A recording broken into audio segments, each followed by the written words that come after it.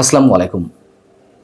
আওয়ামী লীগ কিংবা এর অঙ্গ সংগঠনের নেতাকর্মীরা কোনো প্রকার কোনো মিছিল বের করলেই হয় হামলা করা হচ্ছে, নতুবা আটক করা হচ্ছে, মামলা দেওয়া হচ্ছে। মজার বিষয় হচ্ছে এই যে হামলা বা মামলাগুলো, এগুলো কিন্তু এই মুহূর্তে আওয়ামী লীগকে যারা তুমুলভাবে নিশ্চিহ্ন করতে চায়, সেই জাতীয় নাগরিক পার্টি বা ছাত্রদের যে রাজনৈতিক দল, তাদের নেতাকর্মীরা করছেন না। করছে কারা? করছে হচ্ছে পুলিশ। জাতীয় নাগরিক পার্টি করলেও আমরা ধরে নিতাম যে প্রতিহিংসা রাজনীতি থেকে এটি করা হচ্ছে, কিন্তু সরকার কেন এটি করবে? কোন আইনের ভিত্তিতে? যদি কারোর নামে মামলা থাকে, যদি কেউ হুমকি হয়ে থাকে, সন্ত্রাসী কর্মকাণ্ড করে থাকে, অবশ্যই তার বিরুদ্ধে অ্যাকশন নেওয়া যেতে পারে আইন অনুযায়ী। যেমন গত মঙ্গলবার রাজধানীর কয়েকটি জায়গায় যে ঝটিকা আওয়ামী লীগের মিছিল হলো, তার একটিতে নেতৃত্ব দিয়েছিলেন আওয়ামী লীগের ঢাকা মহানগর শাখার দক্ষিণের সাধারণ সম্পাদক শাহ আলম মুরাদ। তার নামে 6টি মামলা রয়েছে। সেগুলো বিতর্কিত হোক আর যাই হোক, মামলা রয়েছে, তাকে আটক করা হয়েছে। আমরা ধরে নিলাম যে আইনগতভাবেই তার বিরুদ্ধে অ্যাকশন নেওয়া হয়েছে।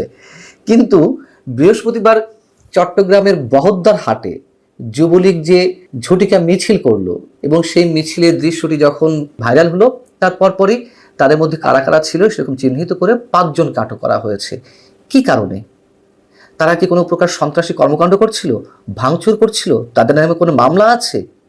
এবং কোনো প্রকার সন্ত্রাসী হুমকি ছাড়া যদি তাদেরকে আটক করা হয়ে থাকে, তার মানে আমরা ধরে নেব যে যারাই আওয়ামী লীগের নাম নেবে, যারাই আওয়ামী লীগের ন্যূনতম কোনো কর্মকাণ্ডের সঙ্গে যুক্ত হবে, তারা সবাই অপরাধী। যদি তাই হয়ে থাকে, আওয়ামী লীগের যে এখন লাখো কোটি সমর্থক রয়েছেন, পাড়ায় মহল্লায়, গ্রামে গঞ্জে শহরে, লিস্ট করা হোক, বাড়ি বাড়ি গিয়ে হানা দেওয়া হোক, ধরে জেলে পোড়া হোক। আওয়ামী লীগ তো কোনো নিষিদ্ধ দল নয়। আমরা তো ছাত্রলীগ যেহেতু নিষিদ্ধ হয়েছে, সে যেভাবেই হোক না কেন, যত বিতর্কের মধ্যেই এটিকে নিষিদ্ধ করা হোক না কেন, নির্বাহী আদেশে তো নিষিদ্ধ হয়েছে, তাদের পক্ষে তো কিছু বলছি না।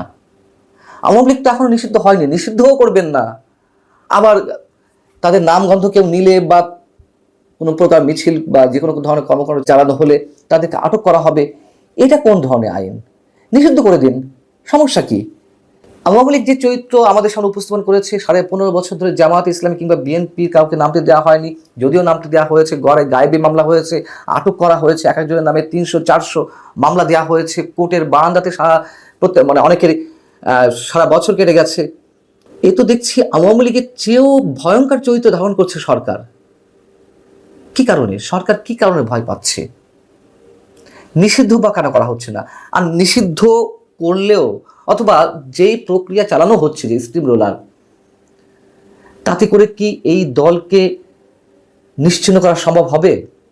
জামাত ইসলামী কিংবা বিএনপির উপরে আওয়ামী লীগ যে স্টিম রোলার চালিয়েছে, তাদেরকে নিষিদ্ধ করা গেছে, নাকি আরো শক্তিশালী হয়ে ফিরে এসেছে? আওয়ামী লীগেও নিশ্চয় তাহলে সেরকম শক্তিশালী হয়ে ফিরে আসবে, ভয়ঙ্কর শক্তিশালী হয়ে ফিরে আসবে। আন্তর্জাতিক গণমাধ্যম দ্য ডিপ্লোম্যাট একটা রিপোর্ট করেছিল, যার প্রসঙ্গ আমি এর আগেও টেনেছি। 2024 নির্বাচনের আগে, অর্থাৎ 2009 থেকে 2023 সেপ্টেম্বর পর্যন্ত, প্রায় 14-15 বছরে জামাতে ইসলামের রোকন সদস্য বেড়েছে 15,000 থেকে 73,000 পর্যন্ত। অর্থাৎ 2009 ছিল 15,000 সদস্য, 2023 সেপ্টেম্বরে হেসে হয়েছে 73,000। কতটা শক্তিশালী হয়েছে জামাত? বিএনপি দলটি কি তার শক্তি হারিয়ে ফেলেছে, নাকি নতুনভাবে আরো ভয়ঙ্কর শক্তিশালী হয়ে উঠেছে, তার জনপ্রিয়তা বেড়েছে? এইভাবে তো কোনো দলকে নিষিদ্ধ করে রাখা যায় না।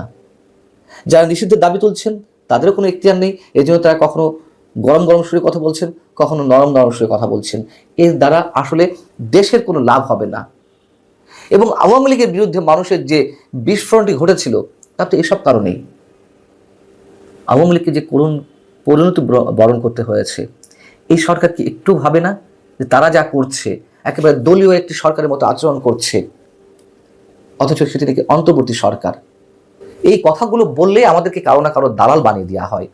আওয়ামী লীগও দিয়েছিল, বিএনপি যা দালাল বানিয়েছিল, জামাতে দালাল বানিয়েছিল, এখন আবার ফ্যাসিবাদে দোষ বানানো হচ্ছে আমাদেরকে।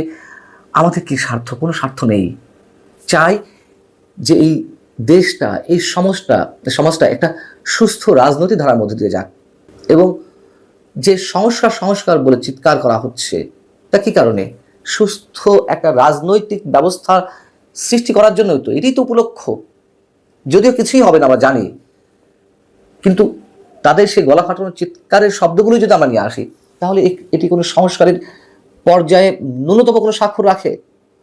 সরকার যেহেতু এ ধরনের কর্মকাণ্ড চালাচ্ছে, সমন্বয়কদের দল বা তাদের অনুসারীরাও তো একই কাজ করবে। সরকার যেহেতু পথ দেখাচ্ছে, পুলিশি বল প্রয়োগ করা হচ্ছে, তার মানে আওয়ামী লীগের নেতাকর্মীদের ধরে পেটালে, তাদের সর্বস্ব লুট করে নিলে সরকার কিছু করবে না। একটা প্রচ্ছন্ন সমর্থন সরকার রয়েছে, যারা আওয়ামী বিরোধী প্রচণ্ডভাবে, তারা এটি মনে করবে বা এটি করেই যাবে। আমাদের এক মহান প্রেস সচিব আছেন, প্রধান উপদেষ্টার, তিনি তার ফেসবুক পেজে বৃহস্পতিবার একটি পোস্ট দিয়েছেন। কি দিয়েছেন? ক্রিকেটার সাকিব আল হাসানকে নিয়ে বলেছেন, সাকিব আল হাসান রাজনীতিতে জয়েন করে ভুল করেননি, তার ভুলটা ছিল আওয়ামী লীগে জয়েন করা। তার মানে আওয়ামী লীগ করতে পারবে না মানুষ। আওয়ামী লীগ অপকর্ম করেছে, আওয়ামী লীগ সরকার অপকর্ম করেছে, তার শাস্তিটি সমমানের পেয়েছে, এর চেয়ে কঠিন শাস্তি হয় না। যেভাবে ভয়ঙ্কর পতন ঘটেছে আওয়ামী লীগের, এই সরকার কি একটু ভাবে না যে তাদেরকে কি করুণ পরিণতি বরণ করতে হবে? যেটা বলছিলাম, তো আওয়ামী লীগ করা যাবে না, তার মানে আর সব দল করা যাবে। এটি হচ্ছে প্রেস সচিব মিস্টার শফিকুল আলমের বক্তব্য অনুযায়ী। আওয়ামী লীগ সন্ত্রাসী দল, ফ্যাসিবাদী দল, স্বৈরাচারী দল, কর্তৃত্ববাদী দল সব মেনে নিলাম, কিন্তু যারা যুদ্ধাপরাধের সঙ্গে জড়িত, যাদের বিরুদ্ধে ভয়ঙ্কর সব অভিযোগ রয়েছে, তাদের বিরুদ্ধে কি এই প্রেস সচিব মিস্টার শফিকুল আলম থেকে শুরু করে ছাত্র সমন্বয়কদের যে দল, তাদের নেতাকর্মী, সরকার কোনো কথা বলে না? উদ্দেশ্য তো একটাই, যে আওয়ামী লীগকে নিশ্চিহ্ন করা হবে। এবার বিএনপিকে নিশ্চিহ্ন করা হবে। বিএনপি বিরুদ্ধে দেশে বিদেশে নানান পর্যায় থেকে নানান মহল উঠে পড়ে লেগেছে, এবং ফাঁকা মাঠে ছাত্র সমন্বয়ক এবং জামাতে ইসলামী গোল দিবে। এটি হয়, সাময়িক একটা পরিতৃপ্তি আসতেই পারে, আত্মতৃপ্তি কাজ করতেই পারে, কিন্তু কোনো গ্রামারেই বলে না যে কাউকে নিশ্চিহ্ন করা সম্ভব। আওয়ামী লীগকে ইয়াহিয়া খানও 70 নিষিদ্ধ করেছিল, 75 পরেও ভয়ঙ্কর একটি পরিণতি আওয়ামী লীগের হয়েছিল, এখনও সেটি নিশ্চয়ই চলছে। কিন্তু 75-70 সময়ের ব্যবধানে অনেক পানি গড়িয়েছে, রাজনৈতিক গ্রামার, ফর্মুলা অনেক কিছু চেঞ্জ হয়ে গেছে। আর সরকার এত ভয় পাচ্ছে, নিশ্চয়ই এটি মনে করছে যে এগুলো করতে দিলে আওয়ামী লীগ ভয়ঙ্করভাবে ফিরে আসবে, তাদের মোকাবেলা করাটা কঠিন হবে। ভয় পেয়ে যদি প্রতিশোধ পরায়ণ হয় বা প্রতিহিংসা পরায়ণ হয়, তার রেজাল্টে তো আরো ভয়াবহ। আল্লাহ হাফিজ, ভালো থাকুন সবাই।